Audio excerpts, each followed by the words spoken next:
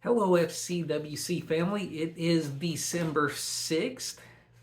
We've only got, 20 or 19 days till Christmas. 19 days.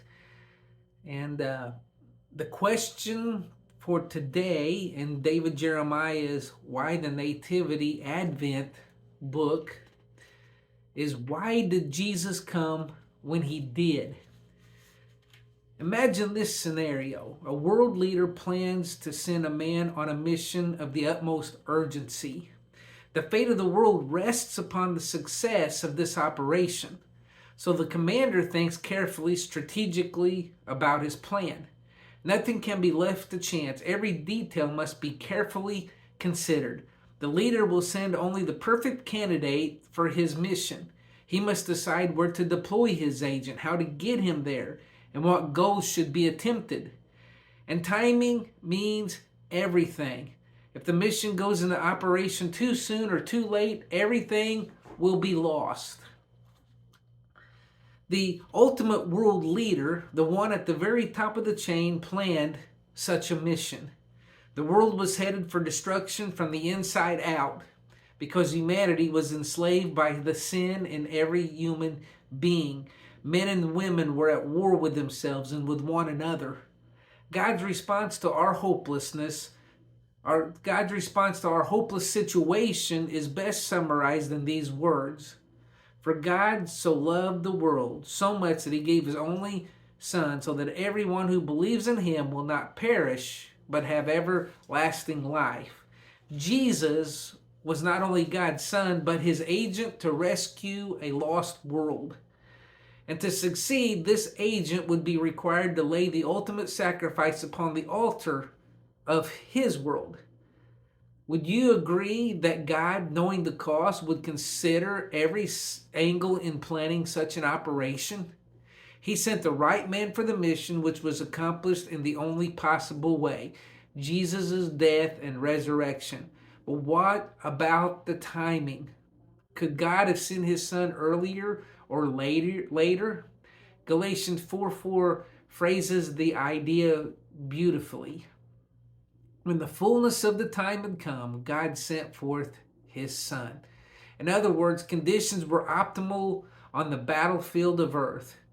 But why? What was it about the vast Roman Empire that was so ideal for the coming of Christ? The Romans themselves were part of the answer.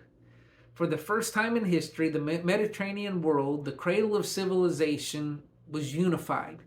Alexander the Great, a Greek, had been the first to bridge so many nations, but the Romans had built a foundation that would last longer. They had constructed the famous Roman roads. All the saying, all roads lead to Rome. But they had constructed these roads that would allow messengers to travel safely with news and ideas, as Paul and the first missionaries would do. Ships too had come of age. Egypt and Italy, Syria and Spain, so many nations shared the highway that the Mediterranean Sea had become. Here was yet another means for the message of Christ to spread far and wide.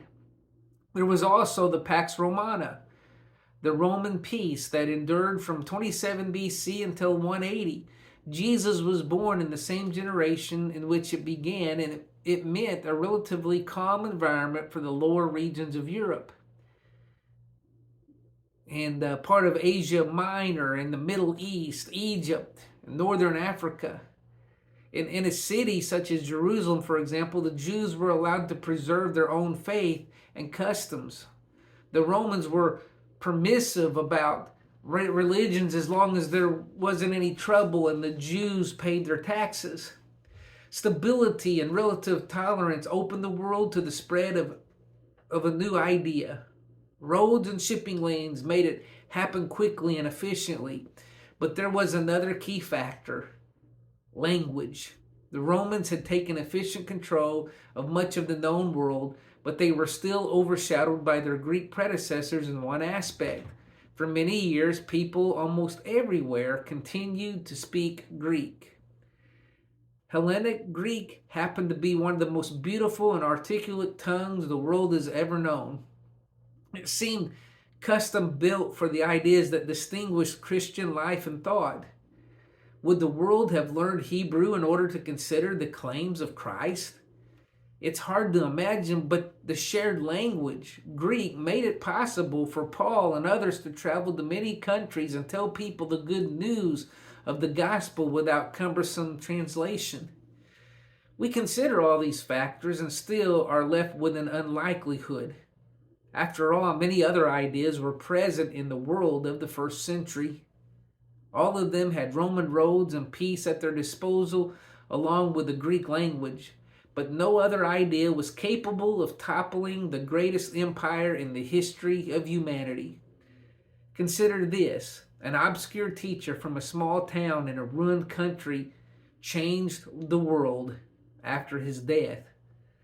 On the Friday of his execution, his followers largely abandoned him.